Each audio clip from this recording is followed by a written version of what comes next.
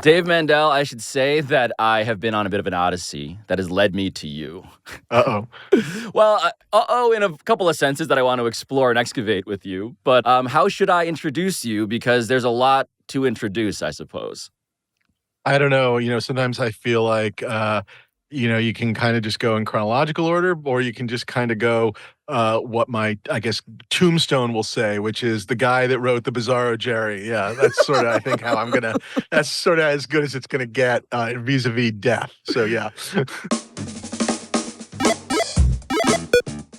Okay, so Bizarro Jerry, if you are not familiar, is one of the greatest episodes of one of the greatest television shows in American history. And Dave Mandel, longtime Seinfeld writer, was in fact responsible. So he's Bizarro Jerry. Bizarro Jerry? Yeah, like Bizarro Superman. Superman's exact opposite, who lives in the backwards Bizarro world. Up is down, down is up. He says hello when he leaves, goodbye when he arrives. Shouldn't he say bad bye? Isn't that the opposite of goodbye? No, it's still goodbye. Does he live underwater? No. Is he black? Look, just forget the whole thing, all right? But the reason today's Odyssey has brought me to Dave Mandel is not because he has written for Seinfeld, and The Simpsons, and Saturday Night Live, and Curb Your Enthusiasm, and Veep, all of which he did. The reason I'm talking to Dave Mandel is because Dave is the key to telling a story that I have been trying to report out for a very, very, very long time. A story that actually feels like it was taken from the bizarro universe of sports, an upside-down world where the most insane transaction I have ever heard of actually occurred, as Matt Damon is well aware. A couple of quick questions about you getting doing a production deal with Ben Affleck, kind of going back in business again. Right. True or false? Are you going to make a movie together where you play wife-swapping Yankees? It's a true story, actually, but I haven't seen a script for that one yet. But I'm here to tell you that this script does exist. It never got made, but it does exist. And I know this because Dave Mandel is not just the guy who wrote it and who sent it to me. Dave Mandel is the guy who spent years researching this. And that's the part I really cared about. Because yes, as Matt Damon was alluding to just then to CBS, the story of the Yankee wife swap is a true story. It is the real-life tale of two best friends, two real-life starting pitchers for the New York Yankees, my favorite team, named Fritz Peterson and Mike Kekich. And Fritz Peterson and Mike Kekich, in the 1970s, actually decided to switch wives. And so how is it, David Mandel, that you got involved with the story of the Yankee wife swap? It's funny. It actually goes back to Seinfeld, which is Peter Melman, who was one of the longtime Seinfeld writers. He and I wrote episodes together. We wrote the backwards episode of Seinfeld. We co-wrote that together, and, Friends, whatever, all those good things. I am Peter Melman, longtime sports fan and occasional writer. And I used to hang out in his office, and he had this wonderful book on his coffee table in his office, like a baseball card sort of coffee table book, like history of baseball cards. So I would just pick this book up literally every time I was in the office, like with no agenda of any sort. And at some point or another, I land on a page that basically has a picture of Mike Kekich and Fritz Peterson's cards. And I had never heard the story. I was born in 1970, so it happened obviously when I was a little kid. I'd never heard the story. Dave grew up in Manhattan, and I think he grew up on Scandal. And, so anything I could tell him story-wise that was somewhat scandalous or lurid, especially lurid, he just loved it. So I kind of remember being excited to tell him about Mike Kekich and Fritz Peterson. In 1973, the Yankees were in the 8th year of an unprecedented run of being horrible. And nobody was paying attention to them. The announcers were barely involved in the game. And all of a sudden, it comes out that two pitchers on the team, two lefties, have swapped families, not just wives. They swapped their entire families. And I just go, what is this? And he goes, no, it's a real story. And I kind of walked out of that just going, holy crap, that seems like it would be a great movie. I mean, I know it sounds silly, but it's as simple as, boy, that sounds like a great movie.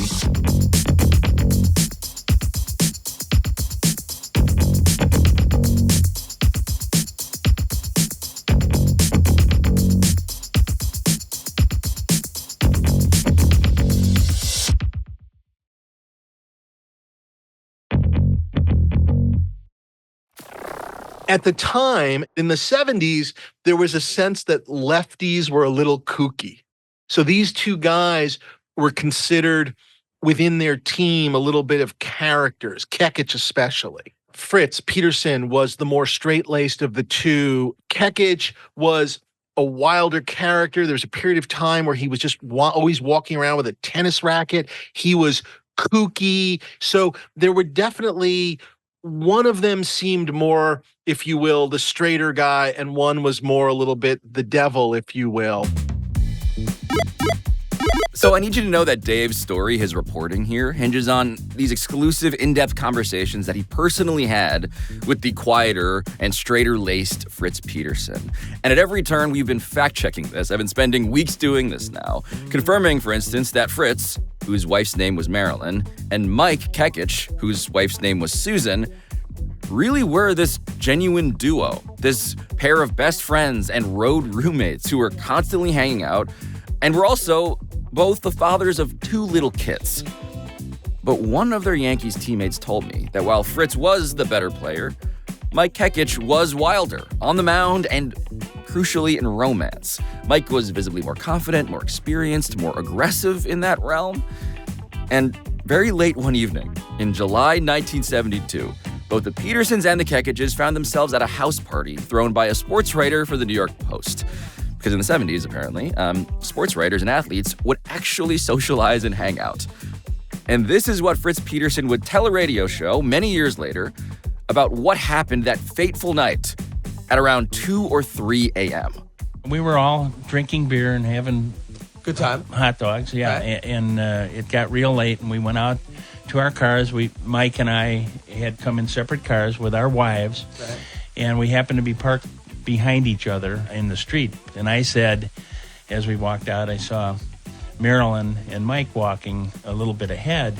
Because again, Mike was more aggressive, but Fritz was a good teammate.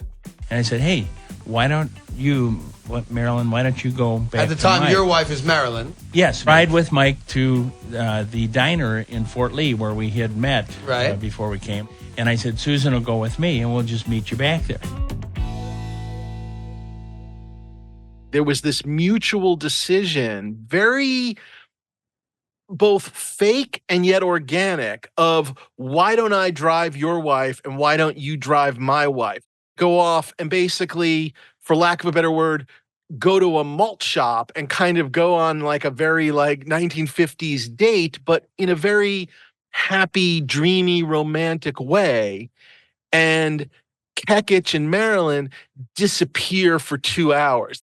And then 2 hours later, fill in the blanks, Mike Kekich emerges with Marilyn, Fritz's wife. We just had a very good time, right. Actually innocently. Right. And the next day we were back at the ballpark. This was a Friday, and we said, that was really fun. Let's do it again. There's an element almost, if memory serves, of them kind of almost like cheating behind each other's backs with each other's spouse a little bit.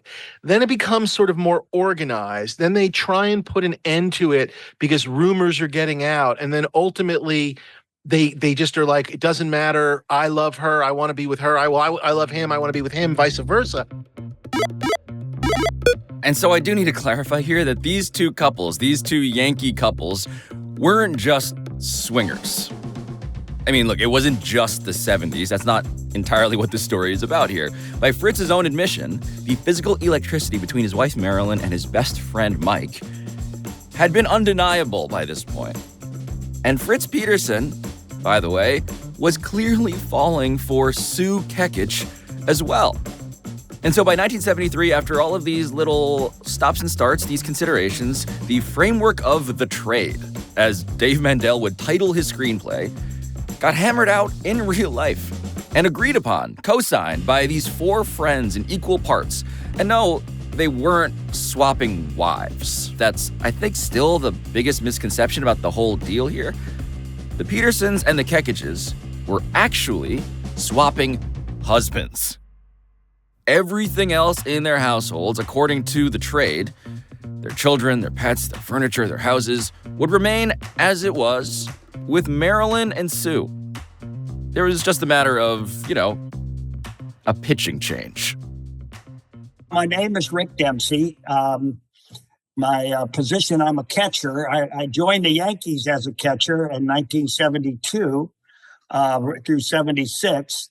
And Rick's job, in the most literal sense, was to know what Fritz and Mike were gonna throw at him.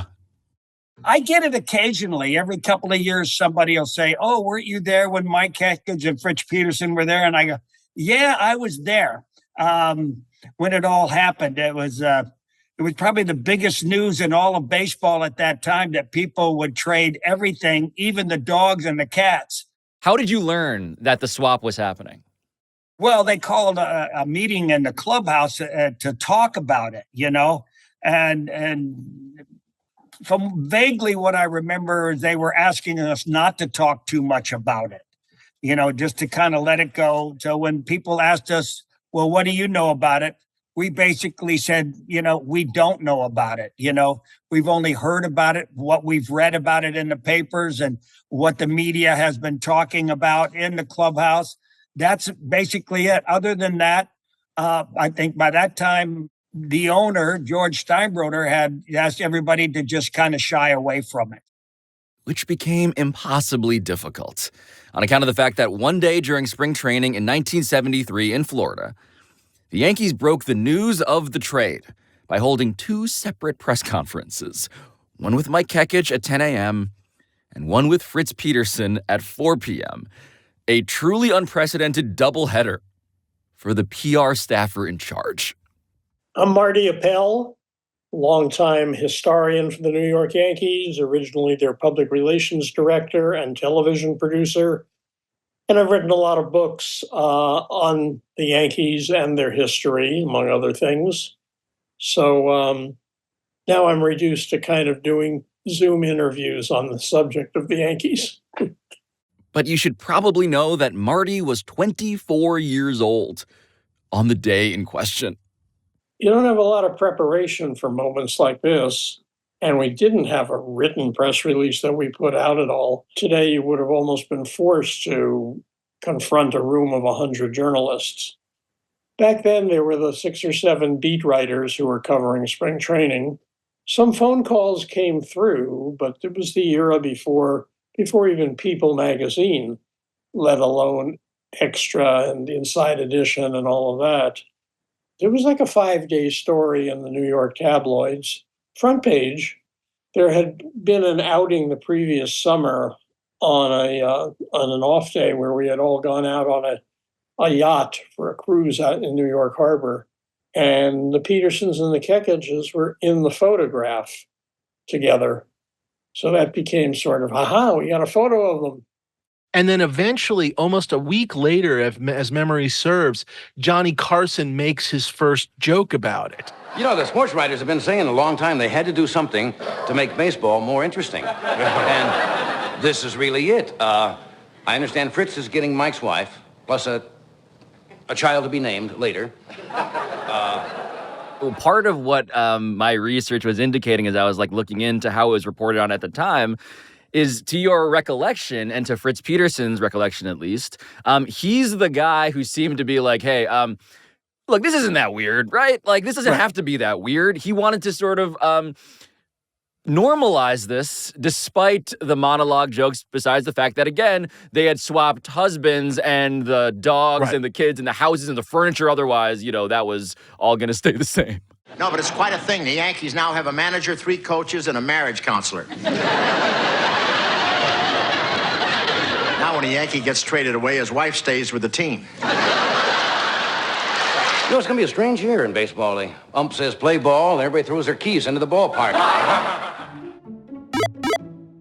So, no, in other words. Fritz's plea for understanding, his big plea to respect his bond with Susan as this mature decision. It failed to work on anyone. It failed to work on Bob Hope. It failed to work on Johnny Carson. Because, of course. But the narrative around the trade did start changing pretty soon on account of a crucial plot twist, as our guy Marty recalls. What happened in the immediate days after was that Fritz and Susan Kekich did hit it off, did truly love each other a lot.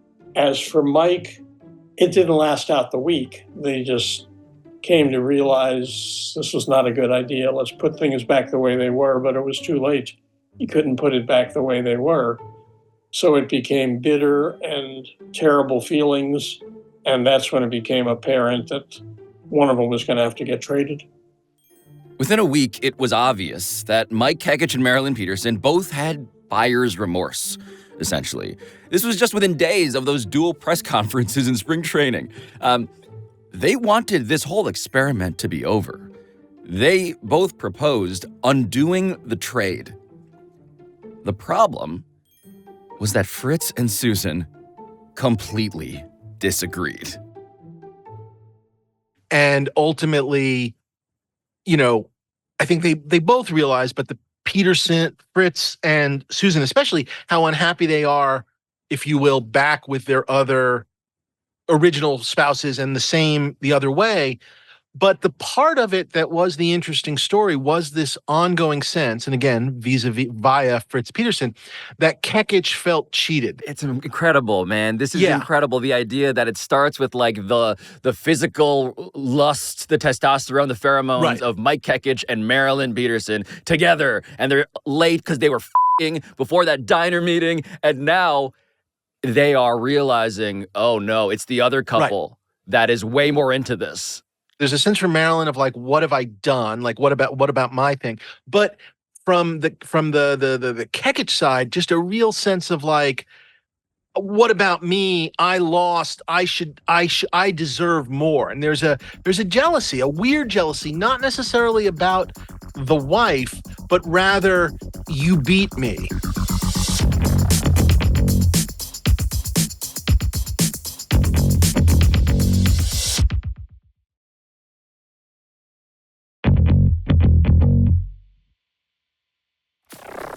It does feel like this is a turning point for Mike Kekich. That from there, the arc of his story does proceed to get gloomier. Well, yeah. I mean, the Yankees make a very quick and easy choice, which is Peterson versus Kekich, and they trade him off to Cleveland, which, as bad as the Yankees were, Cleveland was the bottom of the barrel. And just to be clear, the decision to trade Mike was quick and easy simply because Fritz was the better pitcher, as we said. Fritz was a former 20-game winner, actually, and he still holds the record for the lowest ERA in the history of the old Yankee Stadium at 2.52. Mike, by the time the Yankees shipped him off to Cleveland, had an ERA of 9.2. But in every other sense, the entire transaction here, the dissolution of a best friendship, the dissolution of multiple relationships, of multiple families on multiple levels, all of that was shattering. It was heartbreakingly difficult. And as crazy as all of it obviously was, PR guy Marty Appel was shocked. I never saw that coming. And there was a sadness about it because they were not approachable now as a foursome. You had to sort of be careful what you said and did with the four of them. The trade was inevitable because of the tension in the clubhouse. Nobody knew what to say to anybody. The sadness, which wasn't something that made its way into the newspaper, was that there were children involved here. But it does begin a long downward spiral, I guess, for Kekich that I guess ends with him asking us to buy him a speedboat. So I got to explain the speedboat thing because Dave Mandel never talked to Mike Kekich. Mike Kekich had a trade proposal, it turns out, of his own. He would talk to Hollywood Dave Mandel if Dave Mandel bought him a speedboat. Dave Mandel, regrettably, did not buy Mike a speedboat. And he never talked to him, and neither did I, despite many, many attempts to do so. What we know instead is that Mike once called this point in his career a black hole. This was the time that he got traded to Cleveland. And he then went on to play in Japan and then Mexico. He was out of the major leagues. And CBS News actually found him in Mexico in the spring of 1981 in the only clip anywhere we could find of Mike speaking. Lately, I've been pitching fairly miserably. In the last 2 games, I got pounded pretty severely. Kekich gave up 8 hits this night. At last check, Mike Kekich wound up in real estate. He was working and had settled down in New Mexico, actually, building what is believed to be a new life totally apart from Marilyn, who had also herself found a new life apart from Mike and everyone else. She had found a new spouse and also had no interest in talking to screenwriters like Dave or nosy reporters like me. But as for Mike Kekich's friendship with Fritz Peterson, that best friendship at the core of this whole thing, I defer now to something Fritz once said at a dinner with Dave Mandel and Peter Melman, the Seinfeld writer who you had met before, who introduced Dave to this entire story in the first place. And Peter remembers it like this. I kind of took my cue from Dave because he just said stuff about the scandal, you know, like they were talking about what was in the paper that day. So I remember, like, even still, I remember saying, kind of sheepishly saying, so you and Kekich are not, you know, like friends anymore? He goes, no, we haven't been in contact in years. You know, he goes, their relationship didn't last too long. And I remember thinking like, God, I mean, like, did Kekich think he made the biggest mistake of his life? I asked him if he still keeps in touch, and he said, no. I said, so you have any idea of what his life is like? And he said, no, none. All right, so no, none is the sort of statement to me that raises a fundamental question. A fundamental question about the kind of movie that Dave Mandel even wanted the trade to be. Because all of this started, let's remember, with an absurdist premise, worthy of Seinfeld or Veep or SNL or Curb Your Enthusiasm. You and I ever split up? Let me tell you something. We get a divorce, 50-50. You take whatever 50% you want. I'll take what's left. No arguing, no negativity. What are you kidding me? You think we're gonna have a nice divorce if we ever get divorced? No way. I'm taking you for everything you have, mister. I'm taking your balls and I'm thumbtacking them to the wall. Which is also, urologically speaking, more or less how Dave felt about his own voyage through Hollywood with this screenplay. Because there were a series of stops and starts at Fox and Warner Brothers, and a series of flings with would-be directors from Jay Roach, who did Austin Powers and Meet the Parents, to Richard Linklater, who directed Boyhood and Before Sunset. And so he had to pitch and defend his vision for this, how much laughter he wanted to be in this, the question of what this movie was supposed to be. I guess to me, the way I sort of always thought about it was, unlike, say, a show like Seinfeld or Veep or whatever, where we write jokes, we write things, we write setups to create punchlines, you know, there were not a lot of punchlines, so to speak. But the story itself, all the things that you and I are sort of sitting here going, oh my God, I can't believe it. Even though I was the originator of it, I had to beg Warner Brothers to actually let me write it because the movie industry sucks, where I just said, I don't care. Just give me the worst deal possible. I just want to write it. I love that's how much you cared about this. And this would have been around, I wrote it right around when my daughter was born. So that would have been like 2008. And then having written it, there was this period where Ben Affleck got very interested in it. There was a moment where he was maybe going to star and direct in it. And he would have played, if he did play a character, do you know which one? In my mind, would have been Kekich. He was Kekich. Agreed. Yeah. Agreed. It's called The Trade, and it has been in development with Ben Affleck and Matt Damon to star in the roles of Peterson and Kekich. Well, there you go. But we need a doc. That's what Peter's saying, not just a movie. No, I want to know how far along in development this is. I guess it's been in development a while, but it hasn't gotten the proper funding. And at some point, the fake dream that perhaps Matt would be Damon would have been Peterson, although, again, more wishful thinking perhaps than we never got anywhere in here. Somewhere, I think he was still interested in directing it, and at some point or another, his brother Casey Affleck, I think, took a pass. That was another pass. Your script in 2009, for people who aren't familiar with, like, again, the back rooms of Hollywood, like the Blacklist identifies it as the script of great note.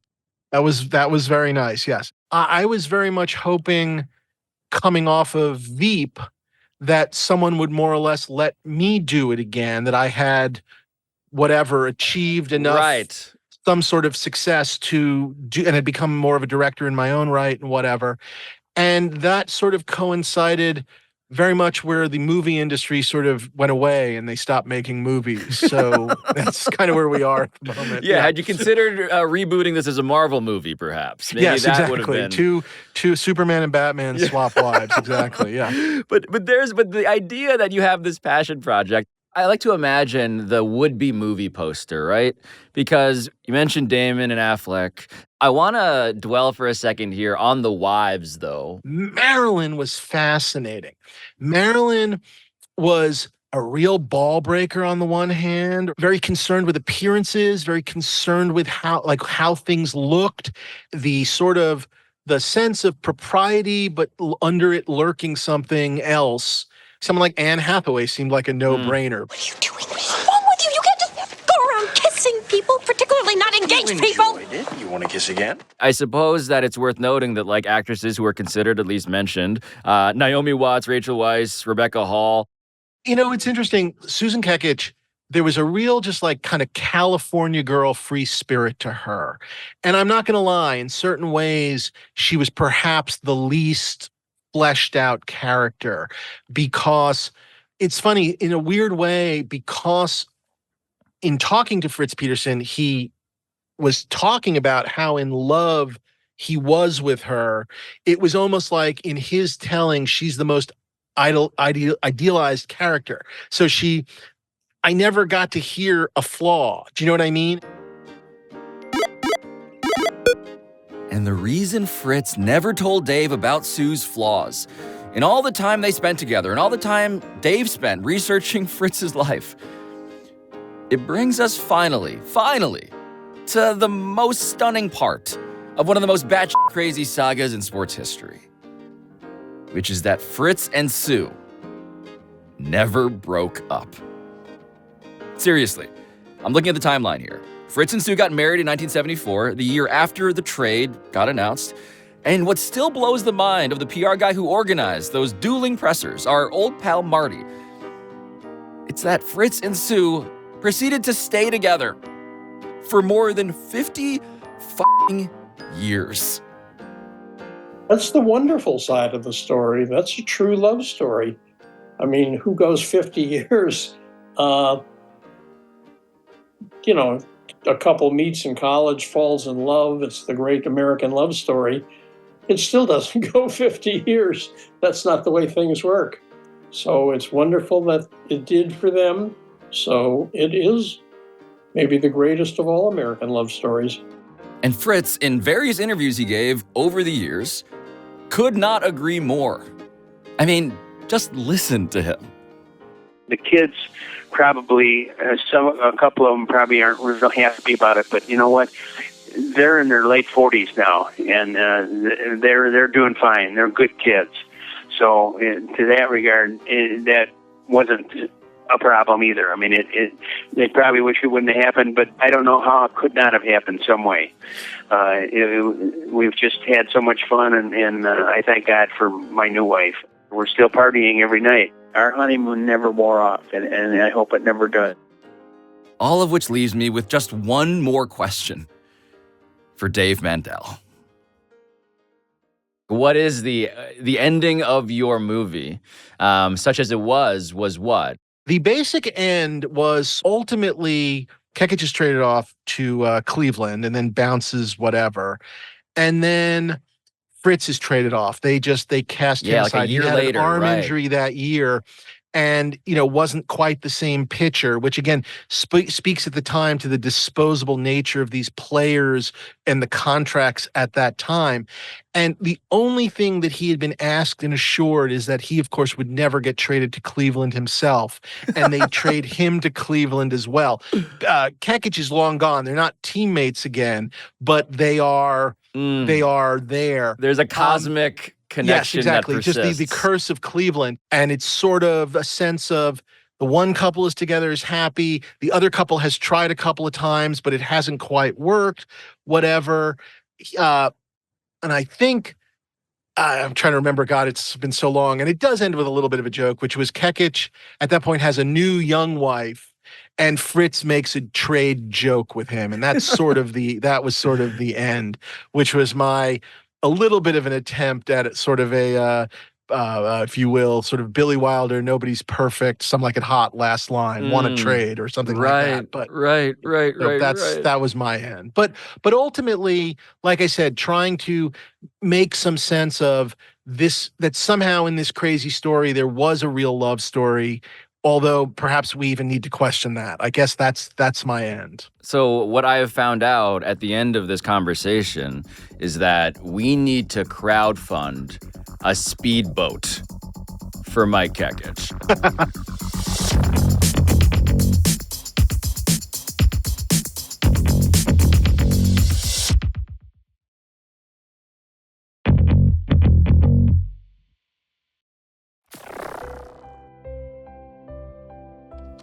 All right, so the episode is not over yet. And it's not over yet because about 2 weeks ago, while finishing production on this thing that we'd been working on for months now, that's when it first started, I got an alert on my phone that made me need to sit down.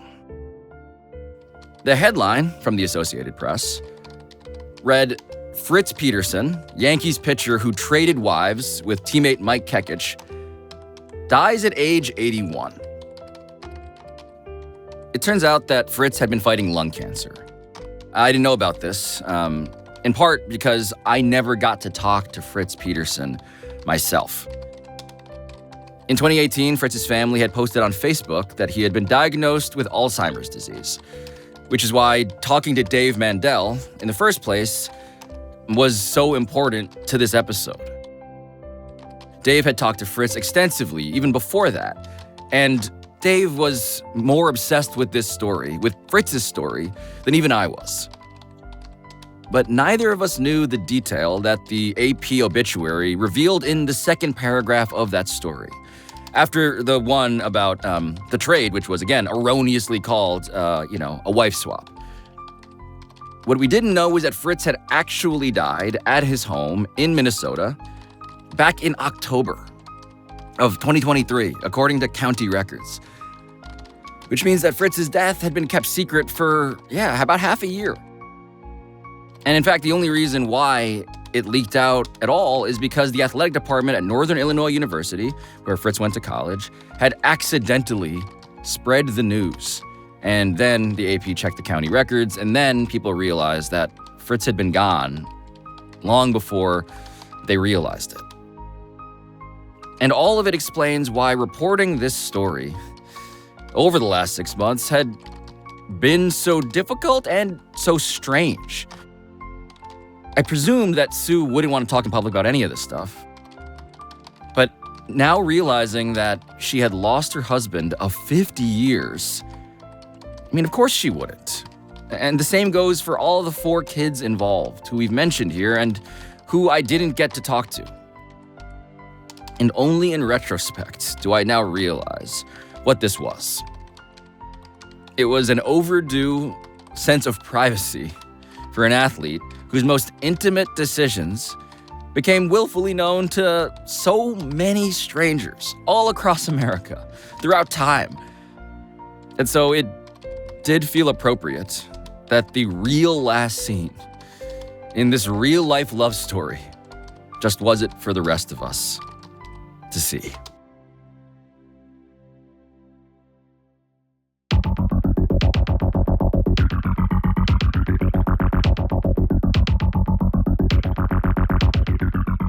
This has been Pablo Torre Finds Out, a Meadowlark Media production.